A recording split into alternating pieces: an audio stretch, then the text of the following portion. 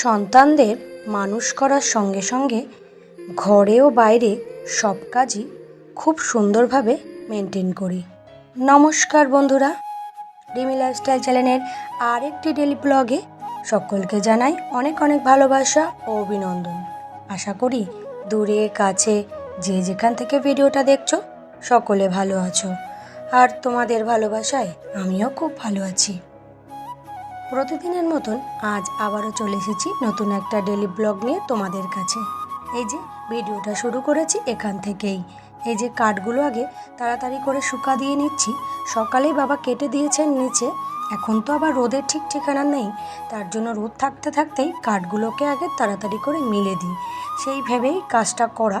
আর সত্যি কথা বলতে কোনো কাজে তো জানোই ফেলে রাখলে সেটা আর পড়েই থাকবে, তার জন্য মোটামুটি সব কাজই একটু তাড়াতাড়ি করার চেষ্টা করি। আর এই কাঠগুলো বাবা কেটেছেন, মেজ দিয়ে ছাদে তুলে দিয়ে গেছে, বলেছিল মিলবে, তা আমি ভাবলাম আমি তাড়াতাড়ি করে মিলে দিয়ে যাই, আমার দায়িত্ব ভাই, আমার কাজটা আমি তাড়াতাড়ি করে যাই। আর এই যে তাড়াতাড়ি করে এদিকে কাঠ শুকো দিচ্ছি, আর ওদিকে রান্না বসিয়ে এসেছি। মেয়ে স্কুলে যাবে, রেডি হয়ে গেছে প্রায়।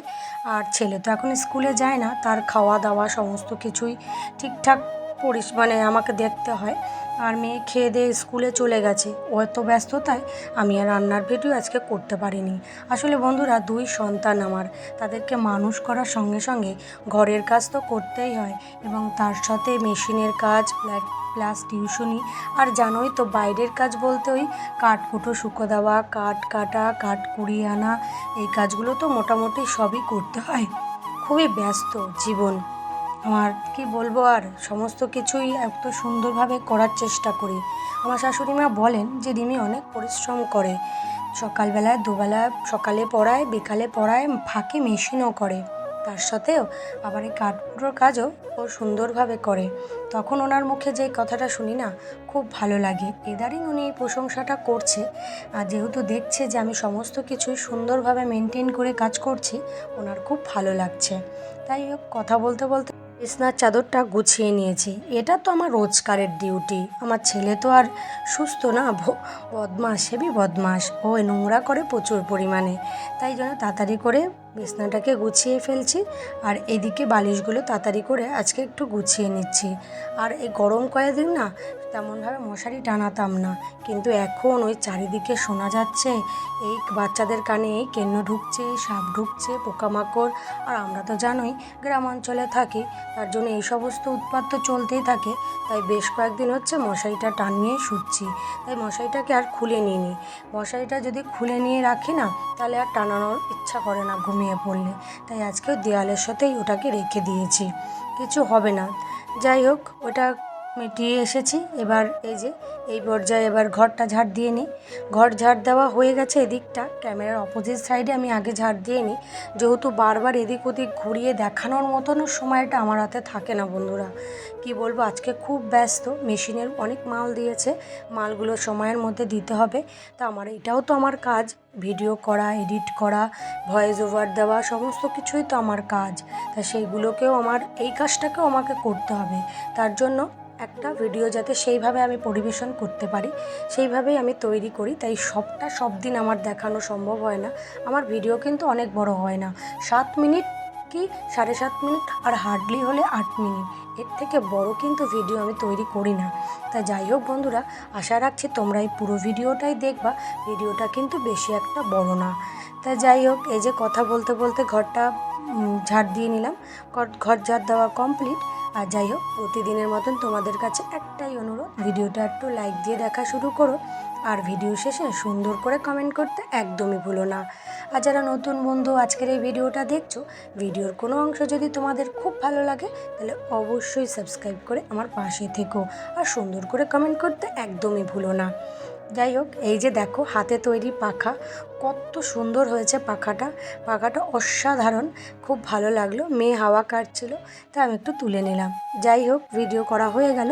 এবার একটু এই যে দেখো, এখানে আগে কত বড় বড় পেঁপে গাছ ছিল না, সেই পেঁপে গাছ দুটো এই মাটি ফেলেছে বলে মরে গেছে দুটো, আর একটা আছে দেওয়ালের সাথে কোনো রকম বেঁধে রেখেছে, ফলন তেমন একটা দিচ্ছে না। আর এদিকে কুমড়ো গাছগুলো লাগিয়েছে, কুমড়ো আর লাউ, এদিকে এই সামনেটা দেখতে পাচ্ছ, ওগুলো সব লাউ গাছ, কি সুন্দর করে মানে তরতাজা হয়ে উঠেছে। জানি না এই বালি মাটিতেও এত সুন্দর গাছ হয়, কত সুন্দর হয়েছে।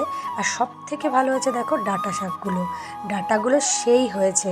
মানে আমার শাশুড়ি যে সমস্ত গাছ লাগায় ওনার হাতে খুব ফলন, মানে উনি মোটামুটি যে গাছই লাগায় না কেন কোনো দিনও কোনো গাছ মরেনি, বরং সে গাছ মরতে মরতে বেঁচে ওঠে এবং তাতে কি সুন্দর করে ফলও দেয়। যাই হোক, ওনার হাতে লক্ষ্মী আছে। আমি ওই জন্য ভয় পাই গাছ লাগাতে, কারণ আমার গাছ আবার অত অমরণশীল হয় না, মানে যে মরতে মরতে বেঁচে ওঠে। যাই হোক বন্ধুরা, একটু মজা করেই কথাটা বললাম। যাই হোক, এই যে দেখো এখানে আর কয়দিন পর দেখবে লাউ হয়ে গেছে, কত ভালো লাগে। ডাঁটা শাকগুলো বেশ সুন্দর, তাই এগুলো অত সুন্দর জিনিস তোমাদের সাথে শেয়ার করবো না তা কখনো হয়। যাই হোক, ওই ভিডিও করার পর চলে আসলাম ঘরে। ঘরে তো জানোই মেশিনের মালের চাপ, ওই জন্যই আজকে খুব ব্যস্ত ব্যস্ত কাজ, অনেক ভিডিওই করতে পারিনি ব্যস্ত ব্যস্ত কাজের তাড়নায়। আর তোমাদের দাদাভাই বাড়ি নেই, সেও একটু মাঝে মধ্যে মেশিনের মাল সেলাই করে দিলে আমার একটু হেল্প হয়, কিন্তু সেও বাড়ি নেই, সেও কোম্পানিতে গেছে। তার জন্য খুবই ব্যস্তই বলতে পারো, এক প্রকার কাজ করছি। আবার এদিকে এই যে মালটা আমি এখন কাজ করছি, এই কাজগুলো আমি তেমন একটা করি না, কিন্তু করছি বলে না, একটু দেখে দেখেই আমাকে করতে হয়। যে দেখো এই মালগুলো মোটামুটি কমপ্লিট হয়ে যাবে, বিকালের মধ্যে করে দিতেই হবে, যেহেতু কালকে যাবে। খুবই ব্যস্ত বলতে পারো। যাই হোক, এই যে কথা বলতে বলতে বন্ধুরা ভিডিওর একদম শেষে চলে এসেছি। অল্প ছোট্ট একটা ভিডিও, আশা করি তোমাদের ভালো লাগবে। আর ভিডিও শেষে সুন্দর করে কমেন্ট করতে তোমরা কেউ ভুলবে না, এটা তোমাদের একটা দায়িত্ব, কারণ তোমাদের কমেন্টই আমাকে আরও একটু এগিয়ে নিয়ে যেতে সাহায্য করবে।